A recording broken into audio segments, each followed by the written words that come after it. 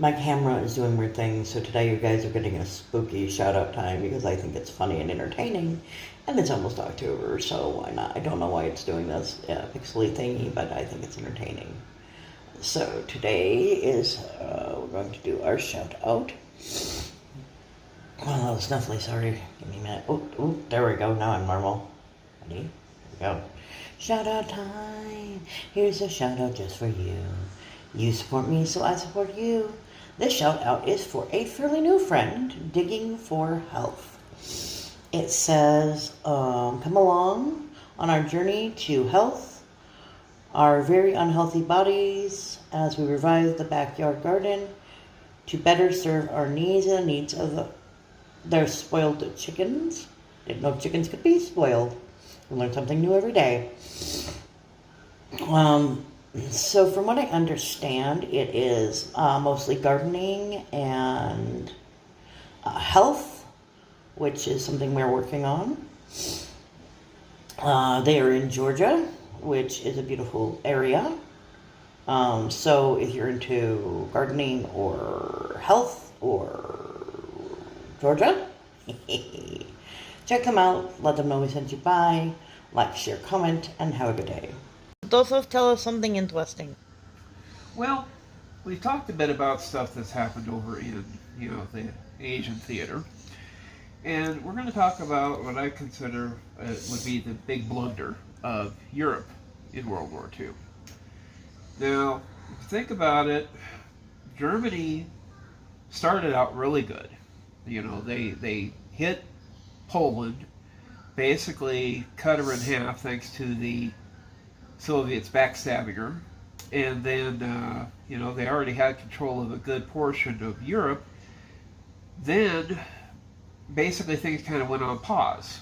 There was a quiet part where not a lot of action happened. Obviously England was horrified at the thought that here's a active and robust Germany tearing up the landscape. The Soviets, were pretty much in a non-aggression pact, so they weren't going to, risk anything. And like any, good dictator, Hitler made a deal with Mussolini down in Italy. So, you had two slightly mad dictators running their countries. Well, as things went along, eventually the peace wouldn't last in the West. There was a massive onrush when Germany decided to go ahead and cut through the Low Countries. Europe had what was known as the Maginot Line, which their idea, sadly, was kind of rooted in World War I. They thought that there'd be a lot more trench warfare, and so while the Maginot Line was a good idea to a degree, it was woefully, not ready for blitzkrieg.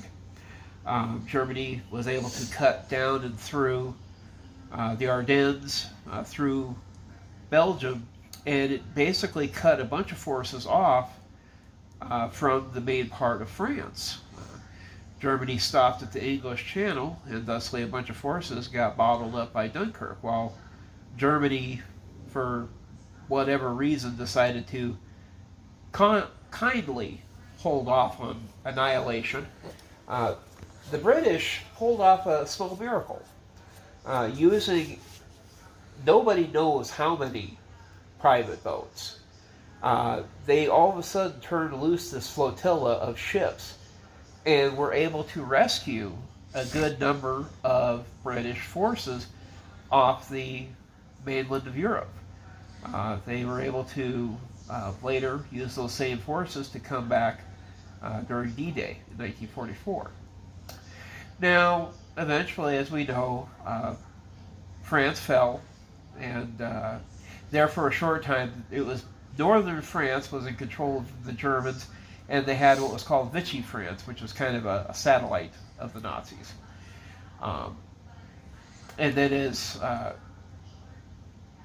Italy, in its efforts to try to resurrect the Roman Empire that used to be in play, started going around and invading other small countries in Africa, they screwed up a little bit. Italy went into Albania and then tried to turn around and attack Greece, and well, Greece kicked them back to Albania. Well, this wouldn't do for Hitler, so Hitler had to spare some extra forces that he would have had for Africa to help finish off Greece. One of these was actually Modal's airborne units, which were pretty badly chewed up on the island of Crete. But now, what I consider to be the great blunder here, and for those of you who want to look at this on a map, it's kind of silly. Germany had close to, call it 80% of Europe right there that wasn't either in control by the Italians, the Soviets, or, there was England out on her little island. Spain wasn't in the war, really. Gibraltar, it's, a British province, but it's not really going to do much for you. Malta, sitting out in the Mediterranean. But what was crazy is that you think about it, and it's been a scenario that's been argued back and forth time and again. What would happen if Germany took out Great Britain? And I'm not just talking the Battle of Britain, where they went over and bombed it repeatedly. That's not going to solve the problem, because, the English can pull back. They've got forces that they could, bring up to fight bombers with. They needed to basically cross the English Channel, invade, and take the island. It would be a mess, don't get me wrong. But at the same time, if you think about the mathematics of it, if England fell, eventually America was going to get into the war. I mean, we were resupplying the Soviets. We were sending shipping up and over to Murmansk. And for the longest time, they kept talking about how great Ford trucks were. Granted, they didn't make any, but, we supplied them with them.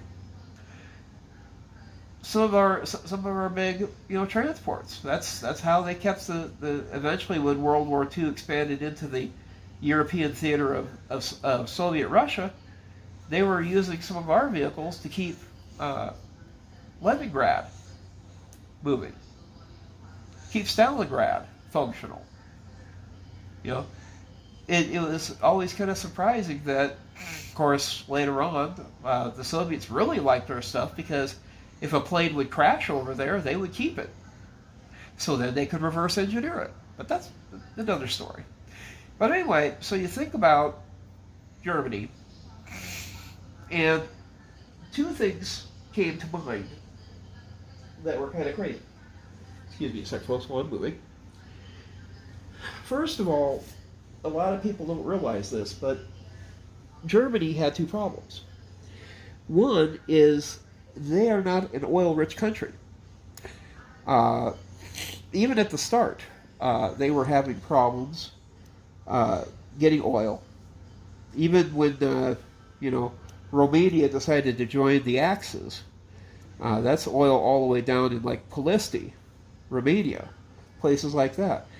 And so the next two large-scale sites of natural oil reserves was the Middle East, which is why eventually Germany started getting really anxious to meet the British in Egypt, so then they could get into the oil fields over there.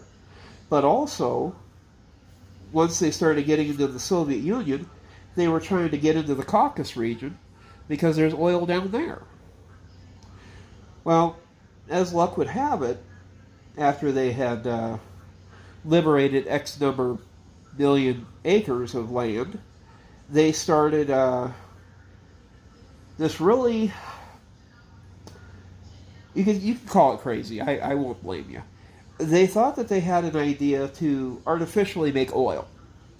The only problem was the ratio of material needed to change coal into synthetic oil was somewhere around the lines of 10 to 1 tons. And it took a huge amount of groundwork, construction. They had plenty of slave labor, so they weren't short on that. People died building these manufacturing centers in Poland, but they tried to make it work for their armored units. Now, that's the other thing that's kind of crazy about Germany. You know, a lot of people say a lot about, you know, the Blitzkrieg and stuff.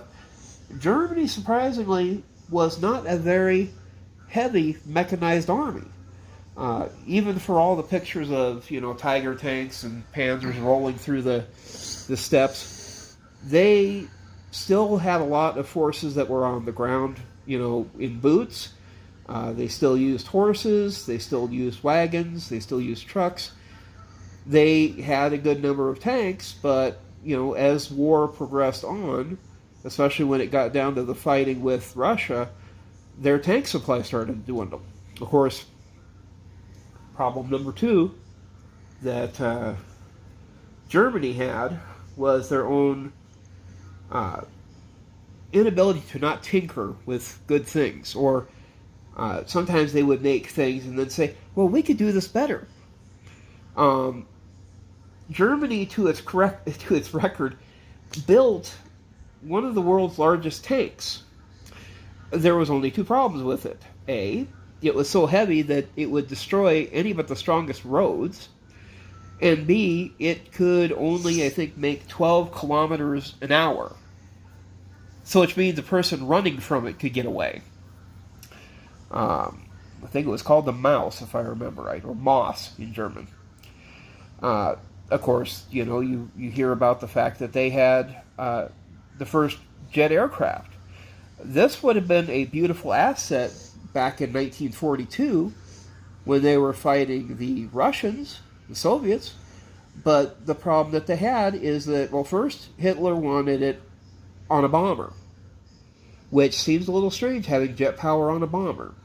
But, you know, can't argue with a guy who's already, you know, drug-addled. But, and then finally, when they came to the conclusion that, you know, we need this in a fighter, we need the 262, let's go build them. They actually got a number of them built and ready to go. They were even constructing these, for the last of a throw-in gambit, these bomb-proof bunker hangars.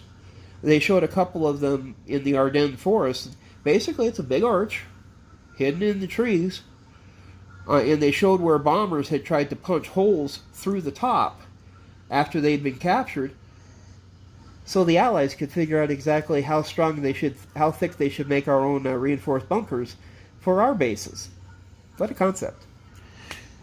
But you know, you talk about some of the other things that Germany made. You know, they made the Vengeance weapons, the Buzz Bomb V1. They did the V2, which was a rocket, which was a very terrifying weapon. In fact, the Germans had a base that they measured, and it would have been just in range that it could have hit London over and over for like every 10 minutes. They would have a rocket done, it would launch. Get a rocket done, it would launch. Thankfully, the guys in Britain discovered where this factory was, and they ordered up a Grand Slam run on it. Needless to say, it never got into operation, thankfully. The other thing that Germany was kind of famous for, you know, everybody knows about the Wolf Pack, the submarine warfare that they specialized in. Good units. You know, they were good at knocking out shipping. The downside is that, you know, when they got damaged, they needed to find a place to rebuild, refortify, and put these submarines back into action. And so they built these submarine bases. These submarine bases had so much concrete in them that even today they're still standing. You know, 50 plus years after the war. You know, but the idea was that way we could not bomb them and knock them out of commission.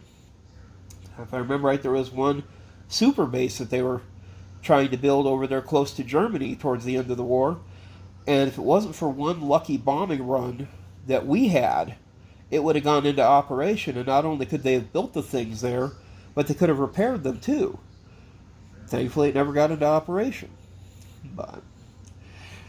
But as it goes with Germany, again, if you think about the fact that England served as a good island base for the Allies, we were able to send our forces over from the U.S., station them there to get them ready for, D-Day operations. When we had to go into Africa, for the torch operations, we could. A lot of our supply lines were able to be established there first. Get some of our planes trained, some of the Mustangs.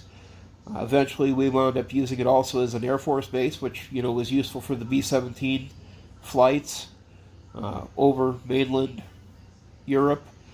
And then, once we had once we had D-Day that broke through, that was a critical factor.